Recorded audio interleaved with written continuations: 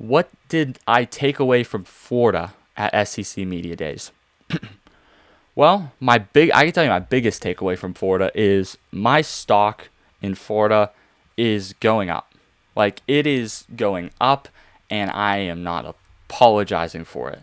I could not be higher on Florida, which is dangerous because, like, this is very new. This is an all new team. Like, this is very dangerous. I'm in dangerous waters here with how high I am on Florida. I know that. Trust me, I know that. But, Billy Napier is gone, and this is John Summerall's team, and John Summerall is the type of guy that I would follow anywhere. Like, if I was gonna, like, take a hike out in the woods in the middle of nowhere, and I needed someone that would, like, be a leader, and I could take all the coaches in the country, John Summerall is probably top 3 on the list, if not number 1. Like, that's how much I think that guy is a leader, and I think that's how much I put my faith in him, that he's going to rebuild Florida and have Florida as a perennial, just national contender. Maybe not this year. Maybe they'll go 7-5 this year, but they're going to be a really good 7-5. They'll be the best 7-5 team in the country. Now, I know it's a tough schedule, and I'm doing schedule prediction shorts, and I'm haven't done one for Florida yet, but it'll eventually come out. And I can tell you one thing's for sure: Florida's gonna be a good team. Florida's gonna be a good team, and I have zero doubt in my mind.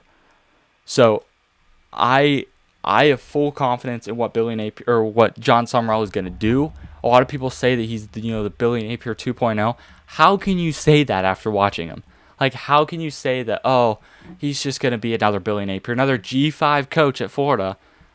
It's not the same. It is not the same. It is different, and it's going to be different. The culture just feels different. Like, just the culture around Florida feels different than when Billy Napier was there. Like, that's kind of my takeaway from this. And also, talent. They're not lacking in talent. Like, this is one of the more athletic rosters in the SEC. Like, unbelievable wide receiver room, by the way. Sneaky, underrated wide receiver room. Like, incredible wide receiver room. Vernell Brown is going to be incredible. So, don't sleep on the wide receiver room and the quarterback room. I know there's questions around who the starter is going to be, whether it's Aaron Philo or Tramel Jones. Me, personally, I gave my prediction. I think it's going to be Tramel Jones. But don't sleep on that. Because whoever starts there is going to have a really good year. That's my prediction. Like, I think they're going to have a top 5 year in the SEC, which when you're talking about Gunnar Stockton and Arch Manning and Trinidad Chambliss, and, you're talking about John Mateer and, Lenore Sellers all in the SEC, for me to say that they're going to have a top 5 or 6 year in that conference is high praise. But that's just how confident I am in Florida. I know it's a little much, and you might look at that and say, well, you're way too high on Florida. And I might be a little bullish on Florida, but that's just how much confidence I placed in John Summerall to get that team right, to get that team going on the right track, to get that team just, going in the right direction in 2026 and heading, uphill. Because at Billy Napier, they never really got uphill.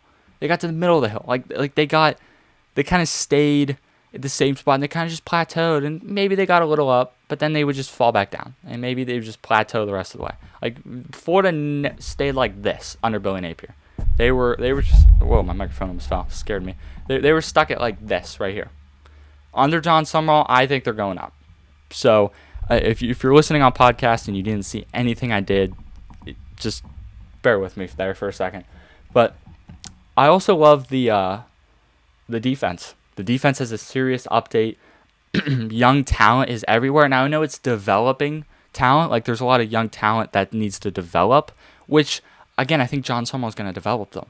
So, like I said, if they go 7-5 this year, they're going to be one of the better 7-5 teams, that's for sure. They'll be one of the most talented 7-5 teams because of what I think they're capable of in the future. There's a lot of future talent on this team because it's tough to take a bunch of freshmen and a bunch of, incoming recruiting class or incoming recruits and just throw them on a field and expect them to win games. Expect them to beat teams like Texas or teams like Georgia. That's tough to throw on a kid. But I think they're going to be really good next year and years to come. And I think they're going to be a solid team this year. as I said, the schedule is tough. Like they have to play LSU, they have to play Georgia, they have to play Texas, they got to play Florida State, they got to play Tennessee. And I know maybe Florida State isn't the best team, but I'm still putting that on there. It's a rivalry game. Like if Florida can win a couple of those, marquee games, the national perception of the program changes relatively quick.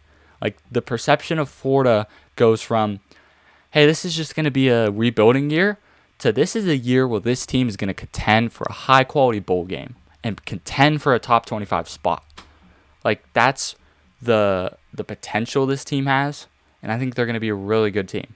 So for me, for Florida, I'm definitely buying a lot of stock in Florida, and I think they're going to be one of the better teams in the country. As I talked about Georgia not that long ago, I'm all in on Georgia. I'm not here to say I'm all in on Florida because I don't think they have the potential this year to win the SEC or to make the college football playoff. But don't get me wrong when I say this. I think Florida can be a top 25 team. I think at the end of the year, when you look at the AP poll, that Florida, if they're in there, if Florida is in the top 25 at the end of the year, or even the beginning of the year, but definitely the end of the year, do not be surprised, because I certainly will not be surprised. That is for sure. Like, again, my prediction isn't that they're gonna be the best team in the country. Like my prediction is that they're gonna be 9-3, that they're gonna be 10-2 and contend for a playoff spot. But 7-5, 8-4, that's there. 8-4 is on the table. Like as I said, looking at the schedule, like you pull off like one of the Texas, LSU, or Georgia wins, you're off to the races. So that's my feel on Florida right now. My final take is that Florida isn't back just yet. Like, I think they're closer than people realize, but they're not like vintage Florida, vintage Tim Tebow Florida isn't quite back yet. But they are a developing program that gets better every single week, and I think that they're going to be a really hard team to beat in 2026, and definitely 2027. They're going to be a contender, definitely in the SEC. So that's my feel on Florida right now. Let me know in the comments below if you agreed or if you disagreed.